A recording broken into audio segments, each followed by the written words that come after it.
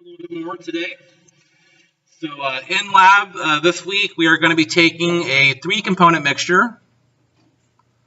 And one of them is a carboxylic acid. And I'm just putting R here. I mean, this could be any different compound, but we're specifically using benzoic acid in lab this week. And then the other compound is an amine.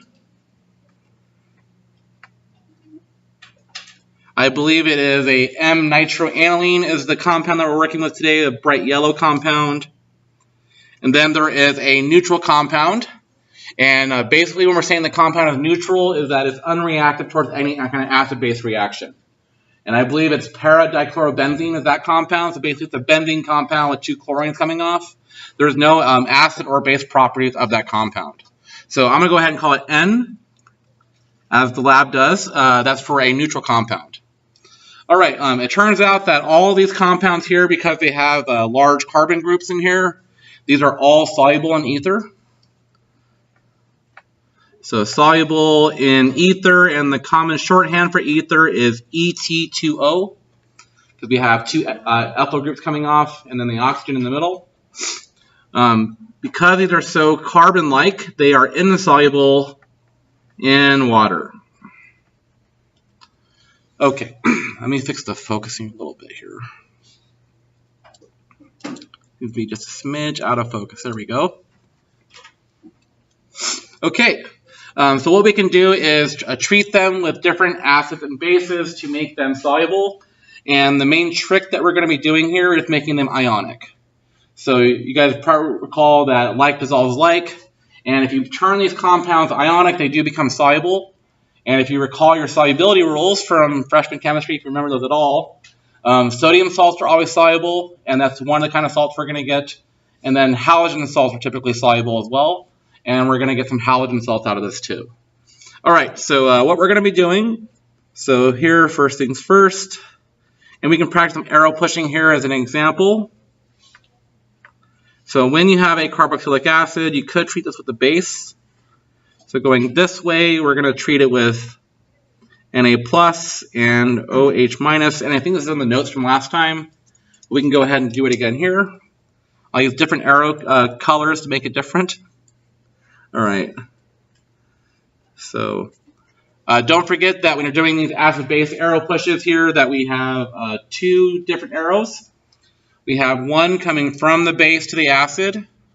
And then we have the one that's showing this bond breaking. So oftentimes students will forget the second arrow here. Sorry about the big shadow that's being cast there. All right, so then we get a deprotonated form.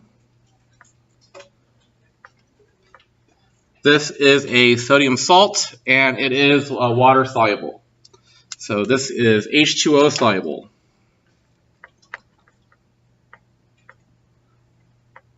So essentially what's going to be happening here is you're going to have everything dissolved in ether. You're going to have it in a separatory funnel. And you're going to add some base to it and shake it up. The ether and the water will not mix. And you'll basically have a 2-phase mixture. The ones that did not react, like your NH2 compound and your neutral compound, they'll stay in the ether. But then your compound that did react, the acid compound, will selectively go into the aqueous phase. What you can do then is separate them. That's what the whole separatory funnel is for, to separate the layers. We can bring it back to the insoluble form by adding HCl.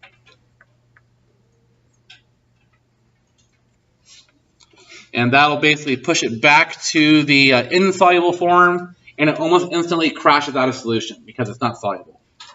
So this is H2O insoluble. And then you just collect your product, and I believe we are doing a vacuum filtration. The main benefit of doing vacuum filtrations are twofold. One of them is that it's rapid. It's a lot faster than doing your standard gravity filtration. Secondly, it allows us to get a drier product faster. If you were to do a gravity filtration, you'd probably have to put it in the oven for a little while to get all the water to come off. But what we can do with the vacuum is just leave it on the vacuum for like 10 minutes, and then it'll just suck all the water out of it, or most of it anyway. And the reason why that matters is because you're going to assess the purity by melting point, right? So you have any water around still from when you were working with the hydroxide or HCl, any of that water still around, it'll affect your melting point and give you an impure melting point. All right, the other compound is the amine compound. Basically, the way we separate these, pull this one out of the organic phase, is the opposite. Excuse me. So at this point, you can imagine that we still have the amine compound and the neutral compound in the ether layer.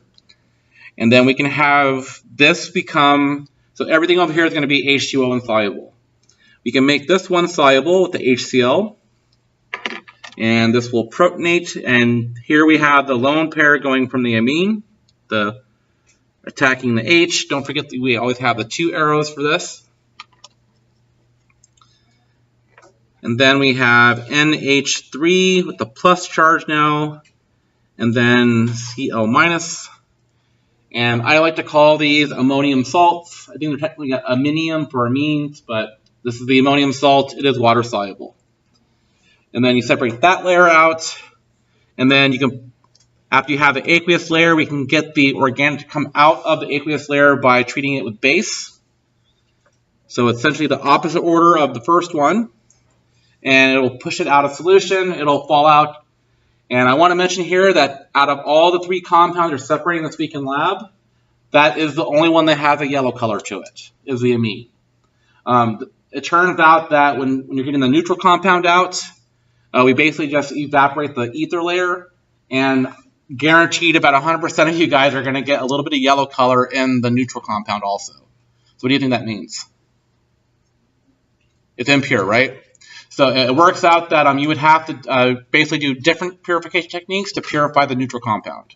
So what we're doing here is really good for purifying the acid compound and the base compound, not so much for the neutral one. So there are other ways to purify it, and you probably want to do an extraction again to get a pure product out at the end. You could probably recrystallize it out, which you guys went over last week, right? Recrystallization, 2 weeks ago? That could be another way you could purify the neutral compound. All right. So I just want to quickly go over a flow chart just for you guys fully understand what's going on in lab. So I'm going to call these HA, and then this is going to be compound B. Oops, too bright. And then compound N for short. All right, so you're going to have in ether. Let me bring this up. So in the ether layer, we're going to go ahead and call that the organic layer. You're going to have compounds HA, base, and the neutral compound. So your 3 compounds total. That's going to go in ether. You're then going to put them in a separatory funnel, and I don't remember the exact, I think we add HCl first. Sorry, hydroxide first. You could do it out of order, doesn't really matter. But here we add NaOH, and it's going to be in water. So I'm going to denote that by putting AQ. And you're going to end up with 2 layers happening here. You're going to have a top layer, and you're going to have a bottom layer. How do you know which one would go to the top or the bottom? Density, yep. And it turns out that most organic solvents are less dense than water. The main exception to that is dichloromethane. That is more dense than water. That goes to the bottom. So typically, with most organic solvents, the bottom layer is aqueous, the top layer is organic. So I'm going to call this the organic layer. So that is your ether is on top. And then the bottom layer is your aqueous layer. So on the top layer, your base compound and your neutral compound did not do any chemistry, so they're going to stay in solution. And then selectively, A minus is going to fall out or into the aqueous layer here. You're then going to treat the aqueous layer with some HCl to bring it back to HA. You then collect that by vacuum filtration, melting point, yada, yada, yada, from there. Okay. You're then to your organic layer going to add some HCl. So we're going to get another separation here. We're adding more water to it. So the organic layer is still going to be on top. So what's left behind is the N compound is still in solution. And then the aqueous compound in the bottom here is going to be the protonated form of the base. So we'll call that BH+. To collect the neutral compound, all you have to do is evaporate the solvent away. And what's left behind is the neutral compound. To collect the base compound, we then add the opposite. We add NaOH. And that will crash out of solution as B, your neutral base compound. And then we'll collect that by vacuum filtration. So the biggest key in this week's lab is to make sure that you are organized. Label everything. And don't throw anything away to your sure. So I've seen students go throw away a layer thinking they were done with it, and then, oh my God, my main compound was in there, I wasted 2 hours of work. So you don't want to do that. So the best way to avoid that is to make sure everything is clearly labeled, and don't throw anything away until you're pretty much getting melted points. When you're pretty much just cleaning up, that's when you throw things away. All right. So any questions about what's happening here? So I'm bringing it up here because the chemistry, what's happening here, is relevant to the lecture. I just want to make sure that you guys are fully understanding what's happening in lab this week. All right. So I want to go ahead and continue with more acid-base stuff. I think we ended last time with going over, I believe it was predicting outcomes of acid-base reactions using pKa's. We will see more of that, but I wanted to move on and go over the different effects of structure on pKa.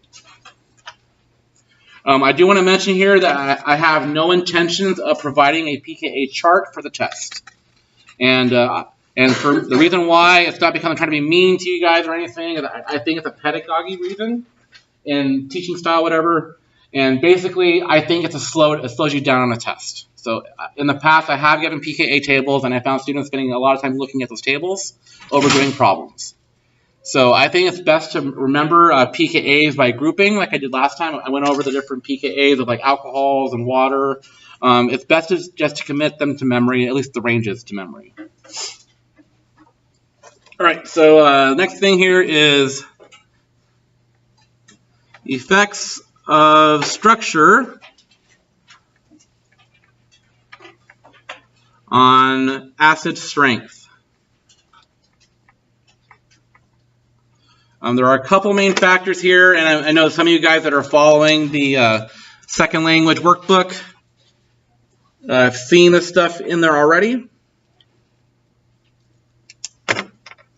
All right, so there's 4 main effects. So what I want to do here is I'm just going to go ahead and list the different effects, give you a basic gist definition of it, and then we're going to go over them all in detail.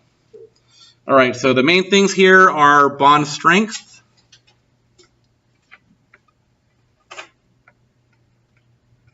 and we're going to be doing a little bit of a review on periodic trends on the periodic table. Okay, so as we're going down the periodic table, would you expect a bond to hydrogen to become stronger or weaker as we go down the table? It actually becomes weaker. So it turns out that as one of the atoms gets bigger, that bond to H is going to get increasingly weaker as we go down the table.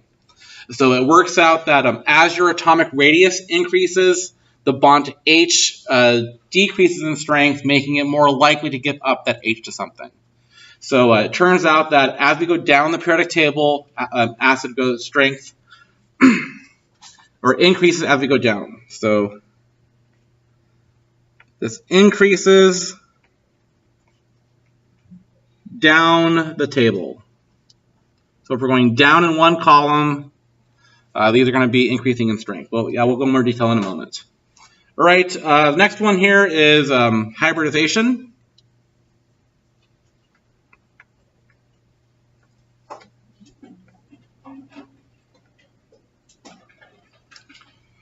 And this has to do with the S character of the atom involved.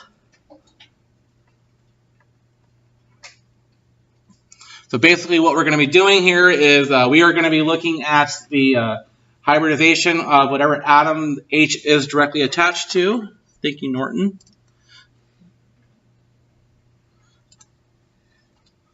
And it turns out that the more S-like the bond is, or the carbon is, the more acidic the H is. So basically, we're going to look at hybridization character here. And once again, the more S-like it is, the more acidic the H is. All right, the next one here is inductive effects.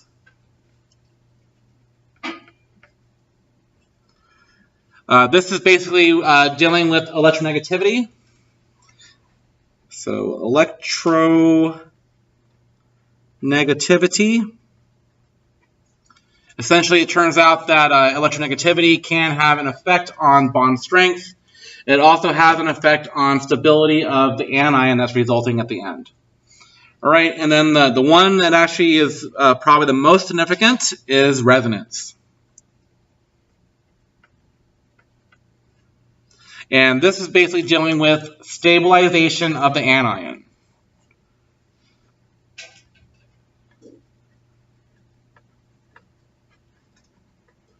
And that is via resonance. Recall that we talked about this during the resonance section, where essentially the more resonance structure something has, the more stable it is. And we're going to see that in today's talk here. All right, any questions about the four main features here? Hopefully you guys have seen a little bit of this already in your studying. Okay. So first things first, the way we're going to do a bunch of this here is I do have pKa's for comparisons, and we can basically see the general effects here. All right, so first things first, I like to go over atomic radius.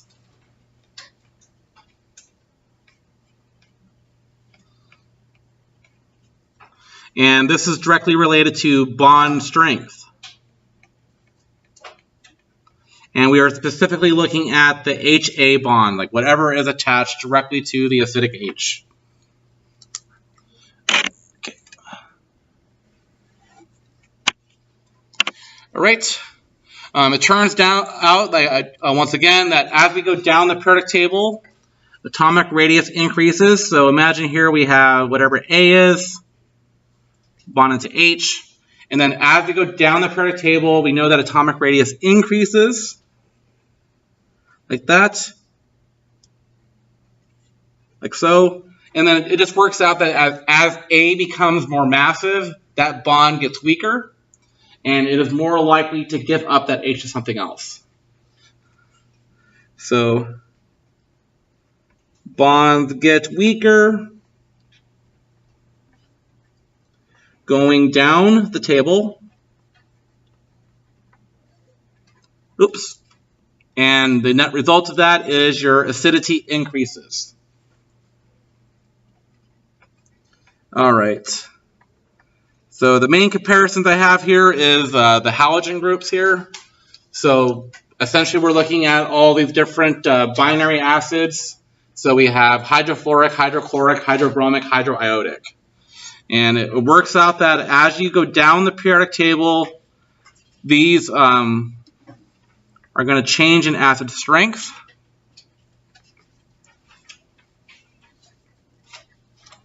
Okay, so with this logic in mind here, did I write them in left to right in decreasing order or increasing order of acid strength?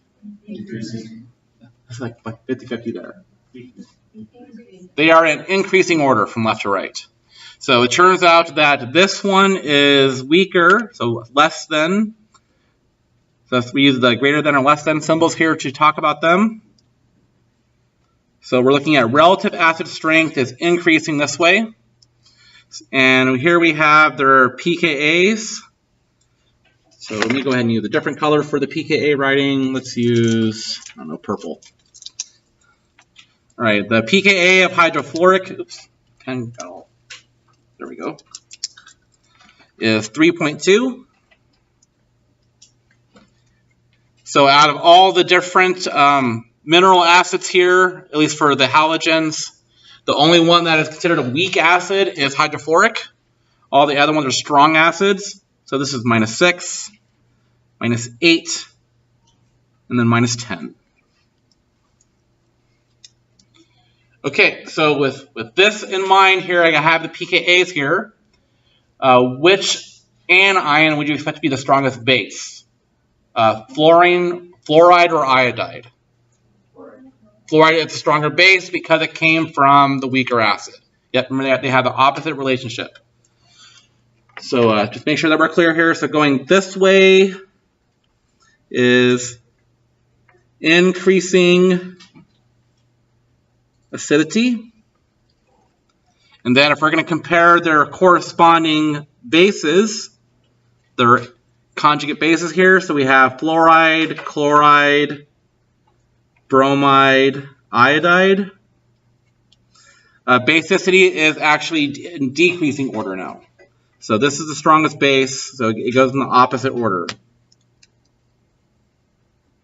So going now this way, this is decreasing basicity.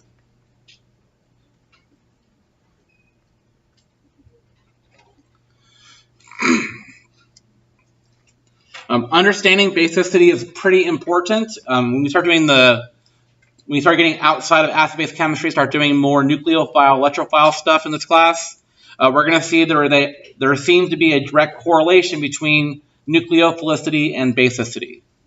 We did go over nucleophile last time. That is basically when something attacks a carbon versus attacking an H.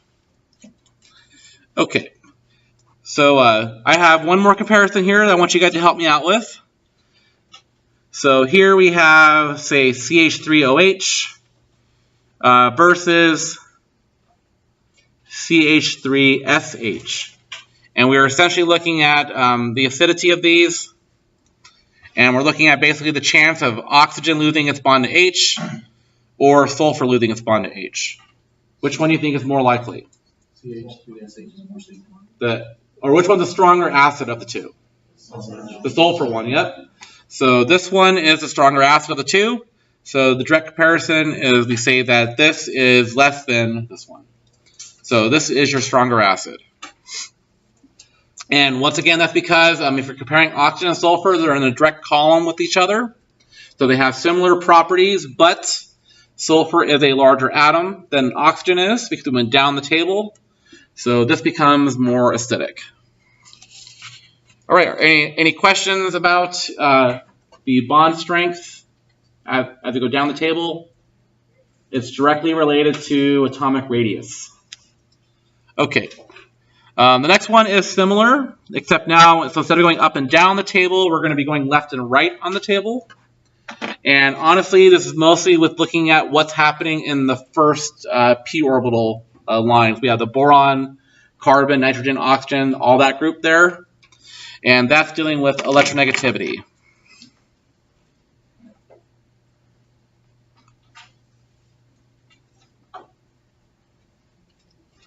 All right, and we are basically specifically of the atom attached to H.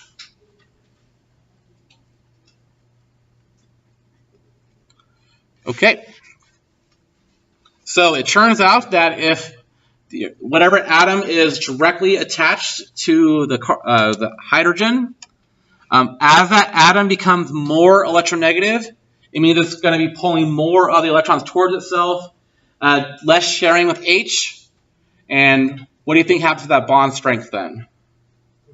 It goes down. So the strength goes down, making it more acidic.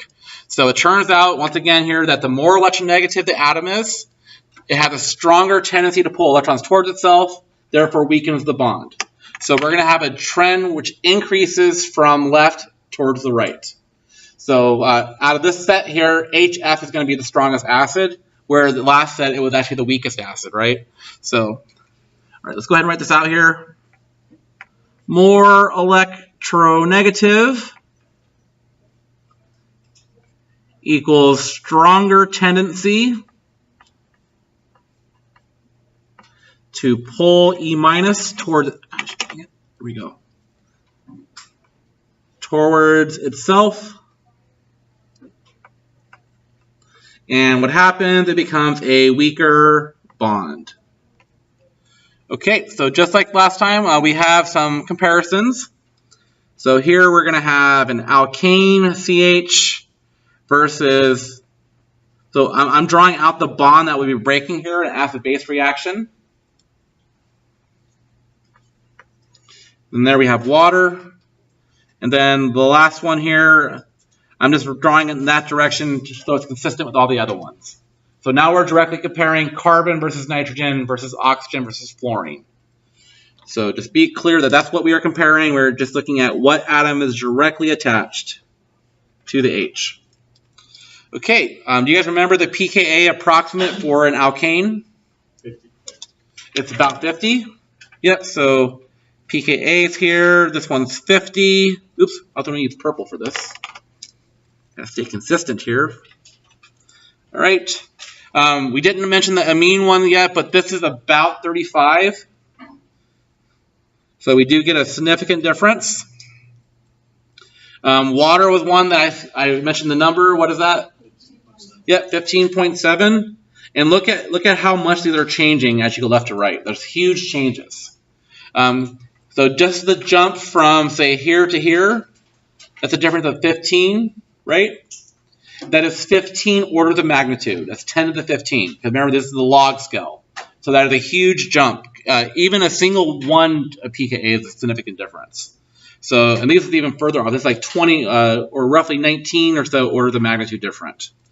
And then the last one here, what the same as our last example, is 3.2. Once again, we are roughly about 12 orders of magnitude different. So hugely different. All right, so once again here, acidity increases left to right. So the general trend is once again going this way. All right, so increasing that way. All right. So it turns out that, notice how here we have a pKa of 50.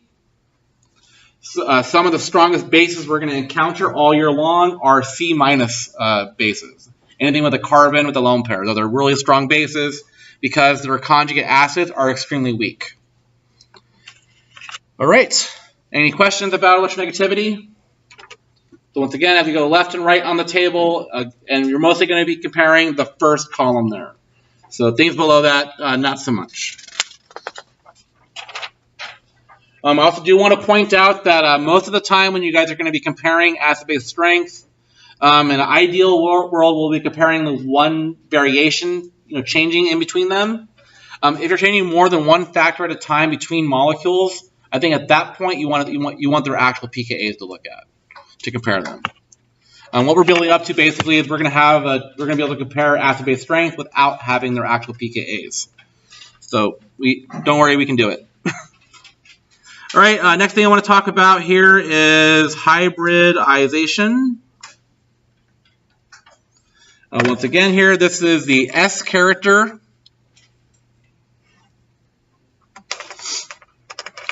And it turns out that the hybridization of the carbon atom attached, it has an effect on the electron withdrawing capacity. So turns out this affects E- withdrawing capacity. The short version of this is that the more S-like the carbon atom is, the better it can hold a negative charge, meaning it's more stable this way.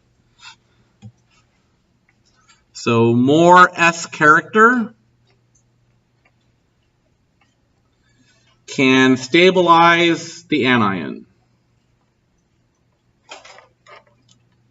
And if your anion is more stable, the more likely it is to lose that H.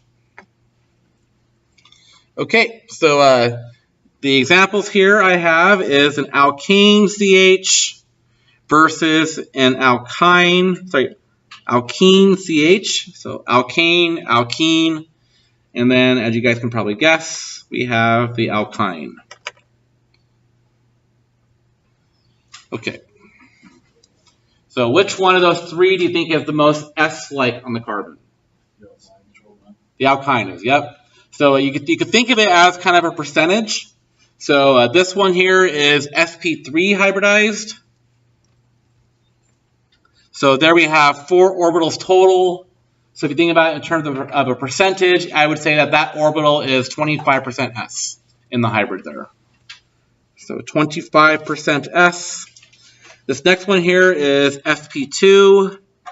So that would be 33% S. And then the last one is SP, and that is 50% S.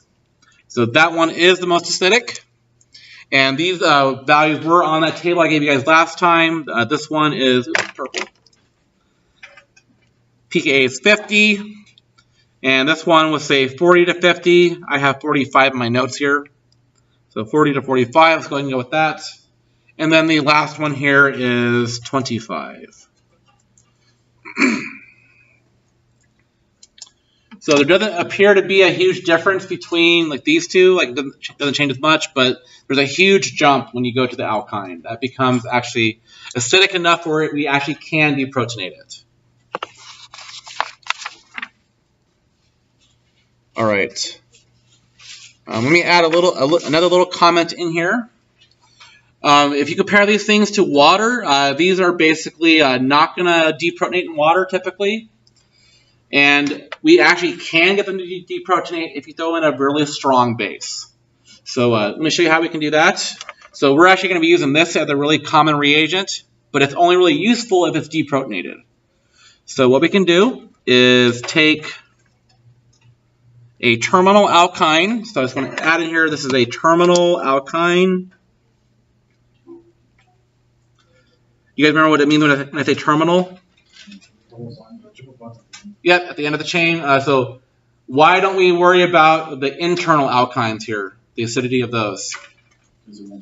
There's no H's attached, right? If it's internal, there's carbons attached on each end, so you don't have to worry about acid-base chemistry. The common reagent used for deprotonating these is a reagent referred to as sodium amide.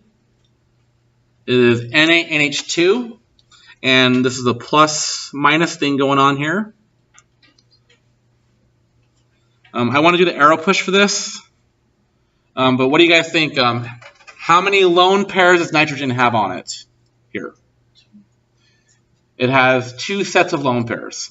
So I'm going to go ahead and draw them in for the sake of discussion. It is very electron rich. And let's use, what did I use earlier? With a green? What I mean, sorry. Yep, I used green earlier for arrows. That's what we're going to go with. All right, so remember the arrows always come from the electron-rich species, like that. And then don't forget we also have the second arrow, like that. So the result of that is this particular ion. And then if you're worried about mass balance, sodium goes with it. This type of ion is referred to as the alkanide ion, or alkynide ion. All right, and then what do you guys think the other missing product is here? Ammonia. Yep.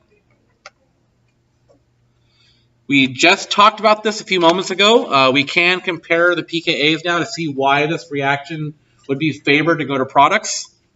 And the reason why is because if you look at the pKa of this one, I believe I showed it to you guys to be 35. Yep, 35. And this one here is the pKa of 25. So recall from lecture from last week, I did mention that equilibrium is going to favor the side that has the weaker acid and weaker base. They end up on the same side together. So this side here, this is your weaker base.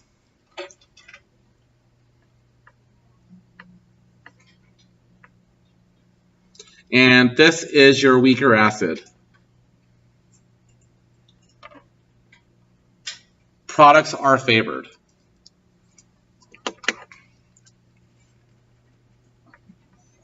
All right. So essentially, the way we can do this here is if we want to deprotonate something, doesn't matter really what it is, you take a look at what the pKa is. All right, and then you choose the corresponding a base that has a pKa where the conjugate acid is much higher. And this has a 10 orders of magnitude difference. It's going to largely favor the products here. The other thing that's going to make it favor the products here is that if you understand the physical properties of ammonia, it's actually a gas at room temperature. And if you're constantly pulling one of the products out of solution, it's going to keep going towards the products, right? What was that principle called? That was Le Chatelier's principle, yes. So as you pull out some of the product, going into this is going into gas phase, it's going to constantly remove it. It drives it towards completion. So this is one of the main ways that we use to deprotonate these terminal alkynes. All right. I do want to mention here, though, that or I have a question for you guys. Do you think sodium amide, this compound right here, I'm not idle. What are you talking about? I'm not idle. All right. Do you think this base would deprotonate an alkane?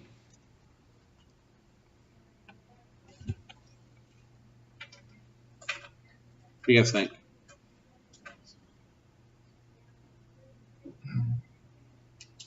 Probably not. And the reason why is because this pKa must be higher than the conjugate acid of this one right here. So whichever one has the higher pKa, that's where equilibrium is going to dominate. So if you were to, let's go ahead and take a look at that example now, just to make sure that we are clear on what's happening here.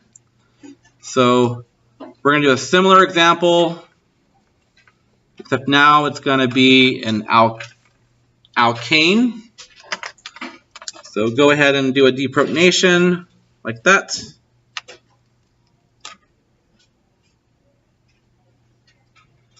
And we get this base, super strong base, NH3. So I guess we could have this situation with Le Chatelier's principle driving it this way. But the main thing I'm looking at here is the pKa difference. This has a pKa of 50. This has a pKa of 35. The reactants are favored now. So it's actually going to prefer to stay the way it was. Like, it's going to prefer to stay this way. So here, reactants are favored. Reactants favored. And the reason why is because the weaker acid and weaker base are on the reactant side now. Okay. So do you guys think if I were to give a reaction, I gave you pKa's, could you guys be able to predict which side dominates? From a memorization point of view, it's the side that has the higher pKa acid, if you want to memorize that. But I want you guys to understand what's going on here too.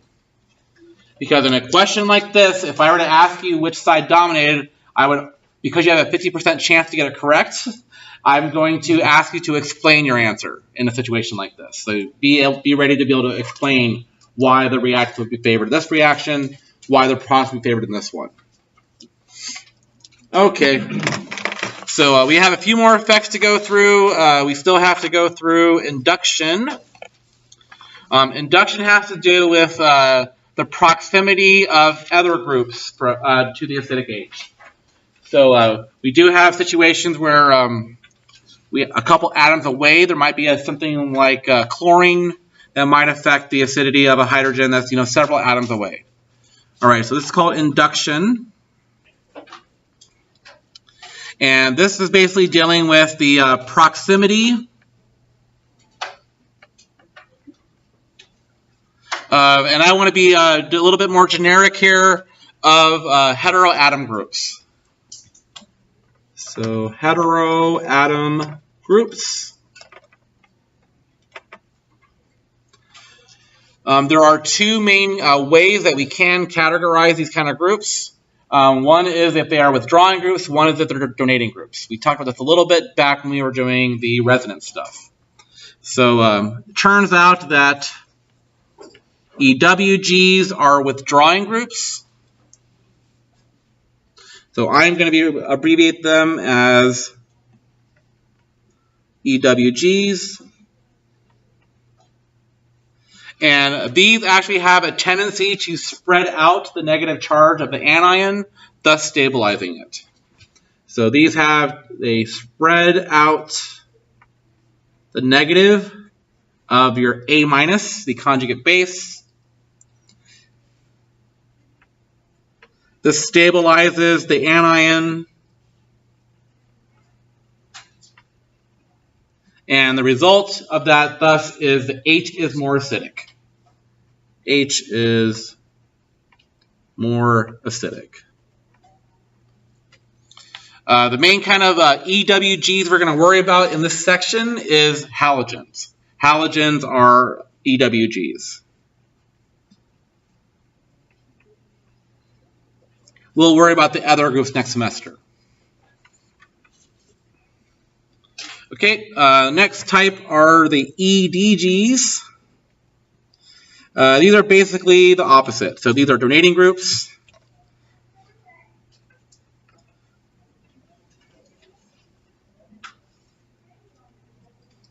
And these literally do the opposite. So instead of spreading out the negative charge, they concentrate the negative charge, therefore destabilize the anion. So I'm just going to shorthand it here. It just does the exact opposite of here, but it destabilizes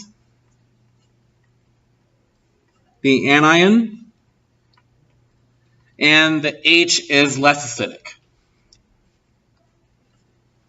Don't worry, I have examples. I thought you were writing the word example there down. I was thinking that word. All right. So the example I have here is starting with acetic acid. So here, so there is your acetic acid. And then it turns out that as we start plucking halogens on there, it really has a drastic change on the pKa. And just so we're clear here, it should be pretty obvious, but the most acidic H is this guy right there. So basically looking at the tendency for that H to be lost.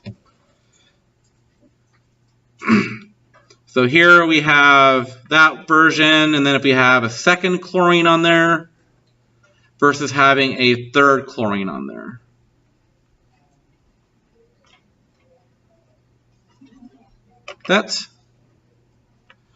So did I write them in increasing or decreasing order for acid strength? They are in increasing order of acid strength. So they're going to be increasing this way.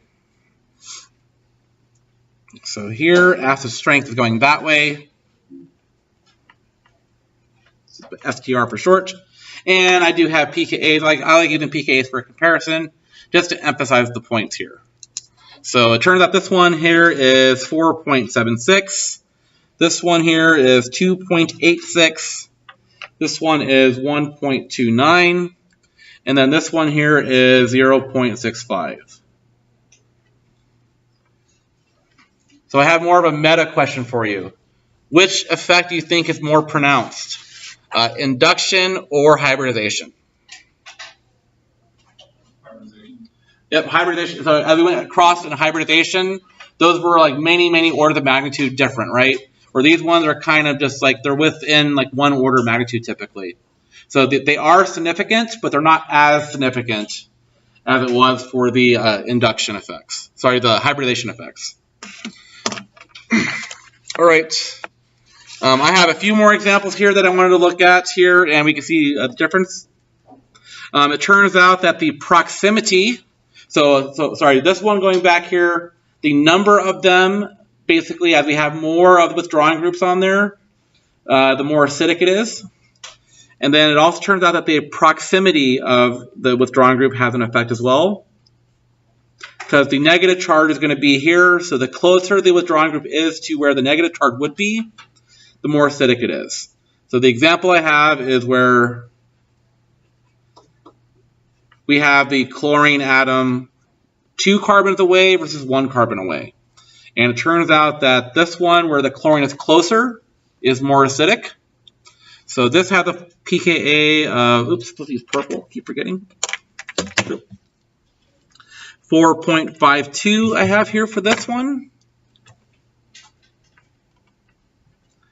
And then this one here was 2.84.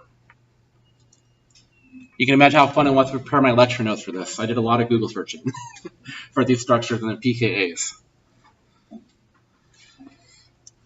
All right. Are there questions about what's happening here? Okay, let's just do one last, or I have actually 2 more examples here that I wanted to talk about.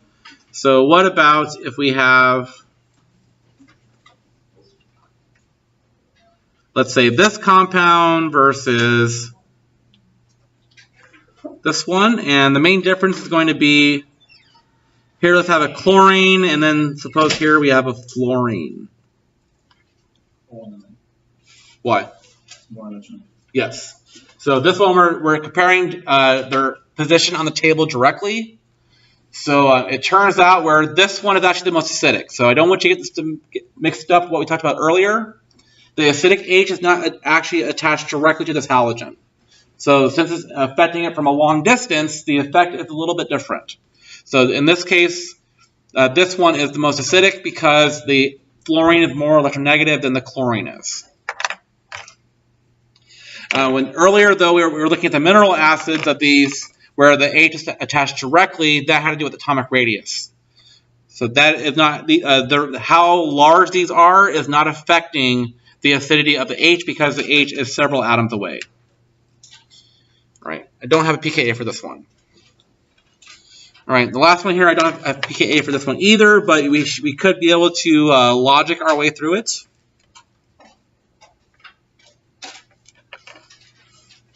So a similar compound, except now instead of having halogens, I have OH groups. So out of these two here, which one do you think is the most acidic?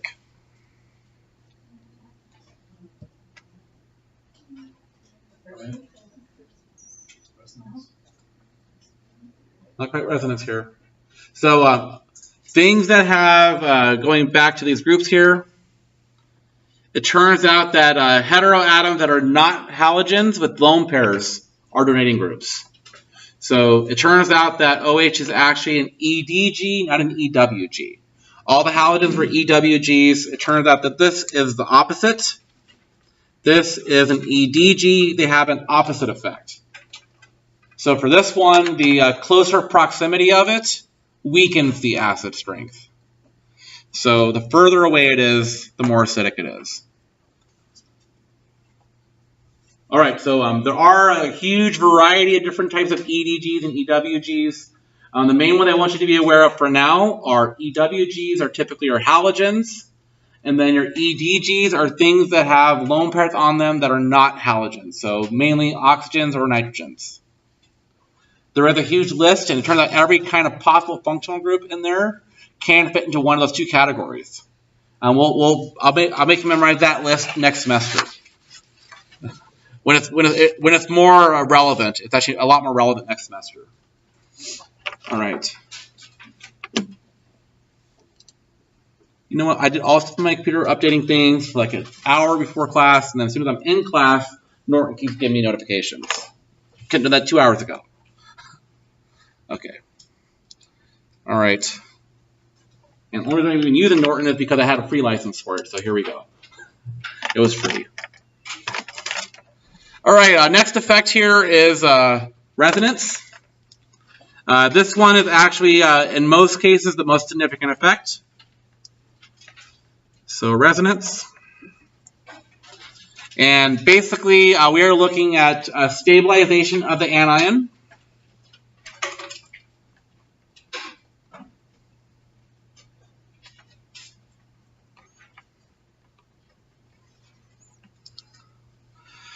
Via electron motion.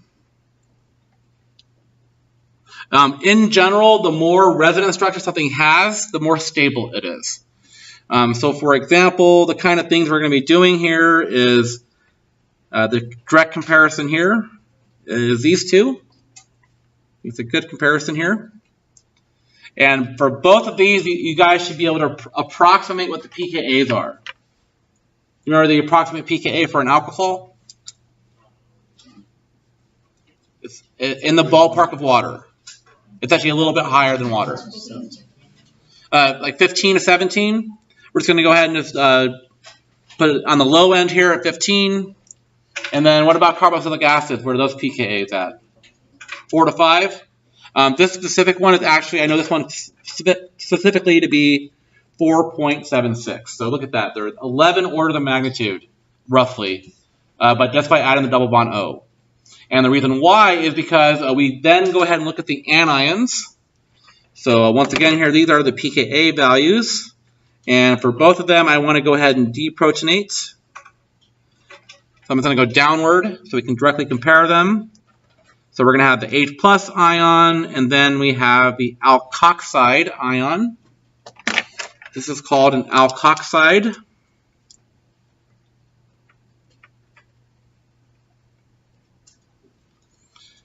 Similar to how we had the hydroxide, if you have hydrogen attached to the minus, O minus, it's hydroxide. If it's a carbon group, we call it an alkoxide.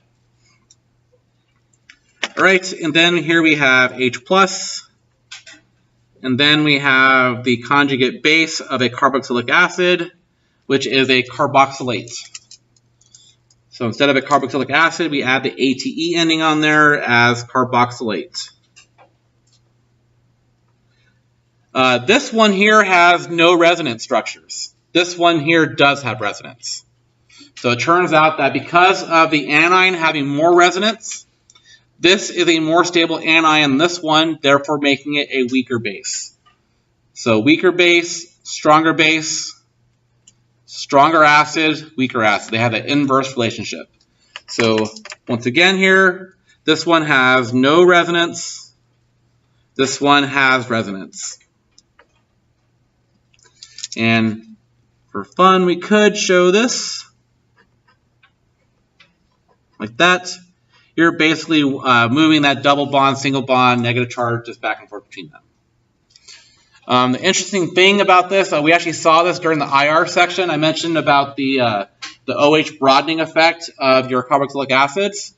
It turns out that even neutral carboxylic acids are kind of jumping between these two forms.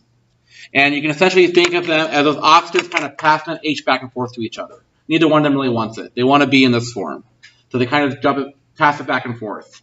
And that we actually see that directly in the IR by the broadening of the OH stretch. And it all has to do with resonance here. All right, so I got a few more examples here to work with. So here I have cyclohexanol versus phenol.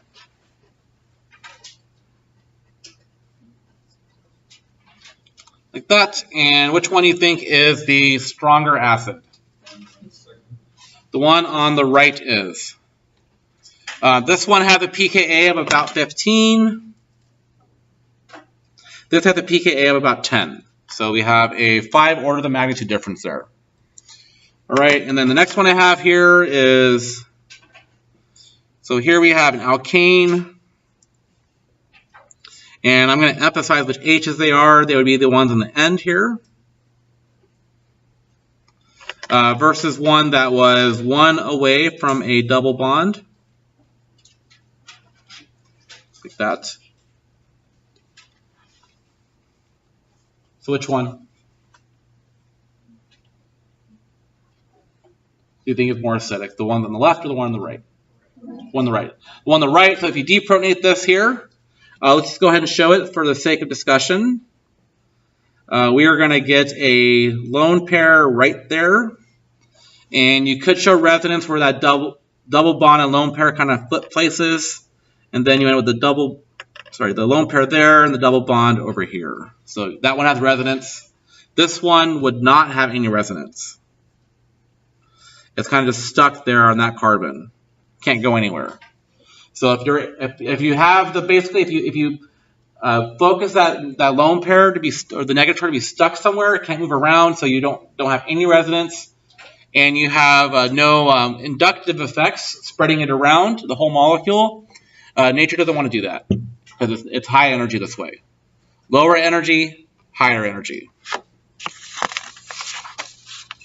All right, we are now officially done with the acid-base chapter, right? Yay! Now it's a matter of doing a ton of examples. There was one other point that I wanted to talk about here. And this has to do with the chemistry of water and some acid-base stuff. And I know a lot of gen teachers don't cover this little aspect because they're like, oh, that's OChem stuff, so we're not covering it, even though it's really relevant. So it turns out that the strongest acid you can have in water is the hydronium ion. The strongest base you can have in water is the hydroxide ion. If you were to, say, throw an acid into water that was stronger than hydronium, it would instantly become hydronium. And I want to go ahead and show you that, and we can use this as an illustration of understanding pKa's and their relationship with equilibria. All right. So once again, the H3O plus is the hydronium ion.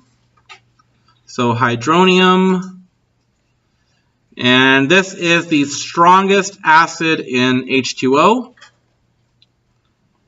If you want to have a stronger acid to work with, you have to go to your organic solvents then. You can't use water. And then your hydroxide. So hydroxide, this is the strongest base in H2O. Okay. So for example, I believe, I have the pKa's for nitric in here.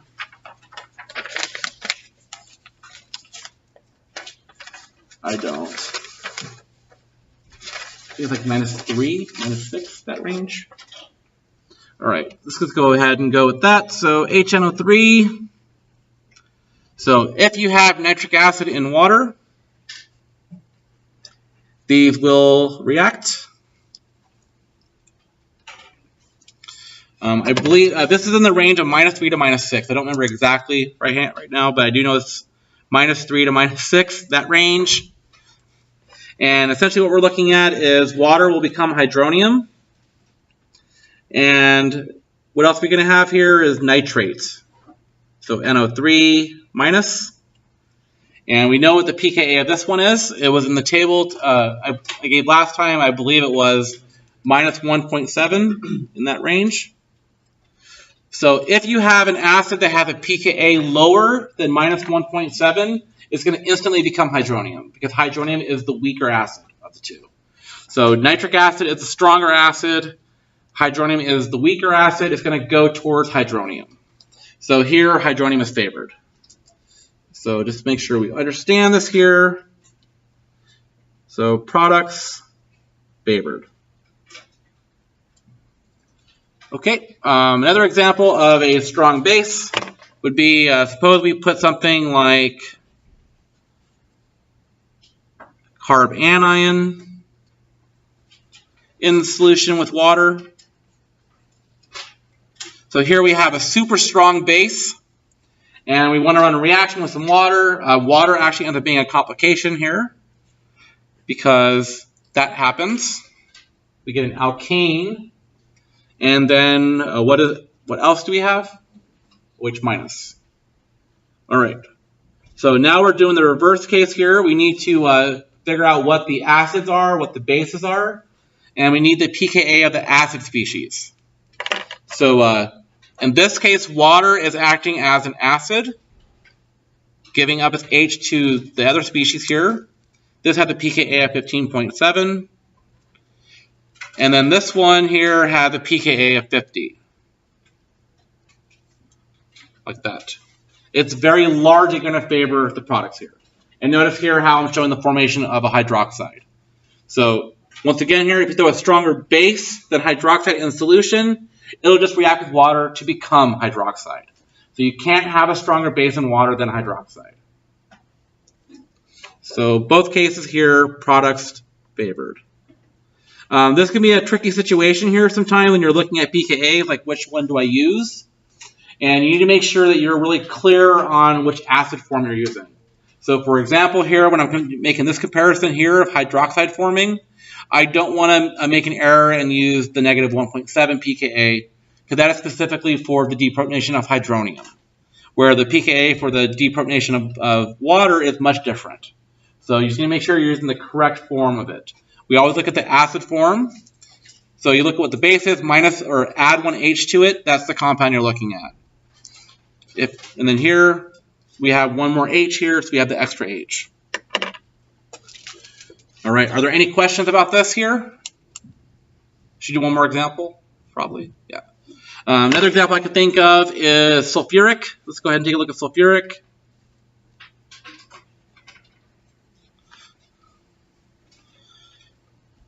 So I was actually helping Dr. Hudson with the research project 2 summers ago, and I wanted to generate a graph that had a function of pH versus the concentration of the different ions that you have of a diprotic acid.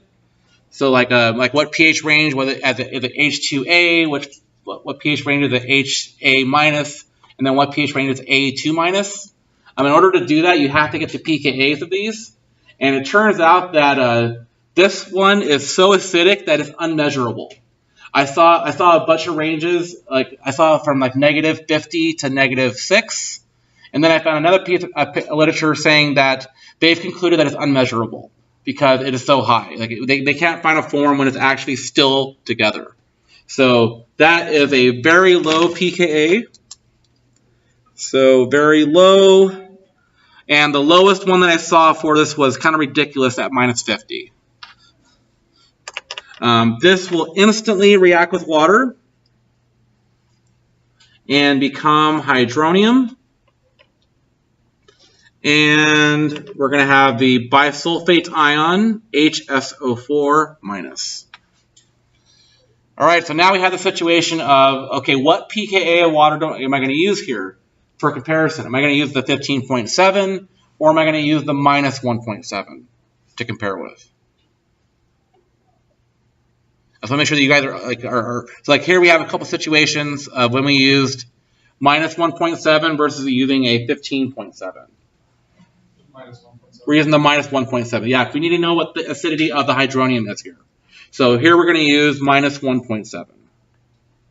Like that. All right. Make sense to you guys? Sort of, ish, maybe? All right. We still got to move on anyway. And let me go ahead and stop this here.